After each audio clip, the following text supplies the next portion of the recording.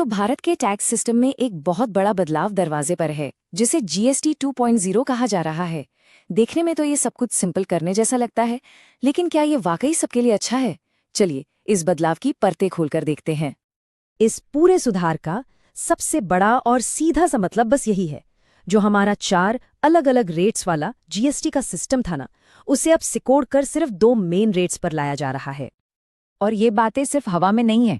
हमने सीए सचिन गोयल के एक बहुत ही डिटेल्ड एनालिसिस को स्टडी किया है, और ये हमें ये समझने में मदद करेगा कि इस सिंप्लीफिकेशन की कहानी में असली हीरो कौन है और किसे शायद थोड़ी कीमत चुकानी पड़ सकती है। तो ये बड़ा सरलीकरण, ये अ बिग सिंप्लीफिकेशन आखिर है क्या? चलिए सबसे पहले इसी नए सिंपल स्ट्रक्चर को समझते हैं। इस बदलाव का जो दिल है वो है रेट्स का मर्जर। देखिए, पुरानी 12% और 28% वाली जो दरें थीं वो अब खत्म हो रही हैं। तो अब मेनली बस 5% और 18% के रेट्स रह गए हैं। हाँ, एक बात और, महंगी कारें और तंबाकू जैसी चीज़ों के लिए एक स्पेशल 40% का ब्रैकेट बनाया गया है। ठीक है, तो सवाल ये है कि इस नए सिस्टम से सीधा सीधा फायदा किसको हो रहा है? इसमें 2 क्लियर विनर उभरकर सामने आ रहे हैं। एक तो हमारी राज्य सरकारें और दूसरा रियल एस्टेट सेक्टर। अच्छा, इस फायदे को समझने के लिए ना पहले जरा जीएसटी सेस को याद करते हैं। ये एक तरह का सेफ्टी नेट था, एक गारंटी फंड, जो राज्यों को अगर टैक्स कलेक्शन में घाटा होता था तो उसकी भरपाई करता था। अब नए सिस्टम में इसी सेस को खत्म किया जा रहा है। और सेस हटने का नतीजा ये बहुत बड़ा है। लग्जरी आइटम्स पर जो 40% टैक्स लगेगा, उसमें अब राज्यों का हिस्सा 14% से बढ़कर सीधा 20% हो जाएगा। मतलब उनके खजाने के लिए ये एक बहुत बड़ी जीत है। अब घर बनाने वालों के लिए भी बहुत बड़ी राहत की खबर है। कंस्ट्रक्शन मटेरियल पर टैक्स में जबरदस्त कटौती की गई है। सीमेंट पर टैक्स 28 से घटकर 18% पर आ गया है, और मार्बल ग्रेनाइट जैसी चीजें तो 12% से सीधे 5% पर आ गई हैं। जाहिर है, इससे घर बनाने की लागत कम होगी और हाउसिंग सेक्टर को एक बूस्ट मिलेगा। लेकिन कहानी इतनी सीधी नहीं है। टैक्स रेट का कम होना, इसका मतलब हमेशा ये नहीं होता कि चीजें सस्ती हो जाएंगी। अब हम इस सुधार के उस पहलू पर नजर डालते हैं जहां चीजें थोड़ी सी कॉम्प्लिकेटेड हो जाती हैं।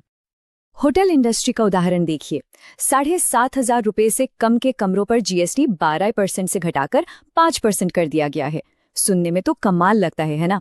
लेकिन असली पेंच ये है कि अब होटल्स को इनपुट टैक्स क्रेडिट नहीं मिलेगा। मतलब वो अपने बिजनेस के खर्चों जैसे कि किराया या दूसरे सामान पर जो जीएसटी देते थे उसे वापस क्लेम नहीं कर सकते।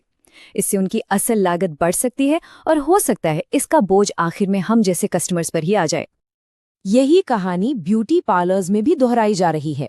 टैक्स तो 18% से घटकर 5% हो गया, लेकिन इनपुट टैक्स क्रेडिट की सुविधा खत्म होने से उनकी लागतें बढ़ सकती हैं, खासकर अगर वो किराए की जगह पर हैं या महंगे प्रोडक्ट्स इस्तेमाल करते हैं। और ये जो विरोधाभास है ना, ये इंश्योरेंस सेक्टर में और भी गहरा हो जाता है। हेल्थ और लाइफ इंश्योरेंस को जीएसटी से पूरी तरह छूट दे दी गई है, लेकिन इसका दूसरा मतलब ये भी है कि बीमा कंपनियां अब अपने खर्चों पर चुकाए गए जीएसटी का क्रेडिट वापस नहीं ले सकती, और ये जो छुपी हुई लागत है वो शायद प्रीमियम बढ़ाकर आखिर में ग्राहकों से ही वसूली जाएगी। अब बात करते हैं उस चीज की जिसका असर हम सब पर सबसे ज्यादा पड़ सकता है, कपड़े। यहाँ एक बहुत ही दिलचस्प और थोड़ी हैरान करने वाली स्थिति बन रही है। चलिए एक पहेली सुलझाते हैं। सुनने में ये थोड़ा अजीब लग सकता है, लेकिन जीएसटी 2.0 के बाद ये बिल्कुल मुमकिन है। कैसे? चलिए देखते हैं। जवाब इस गणित में छिपा है। मान लीजिए कोई 50,000 रुपए की रेडीमेड शेरवानी खरीदता है।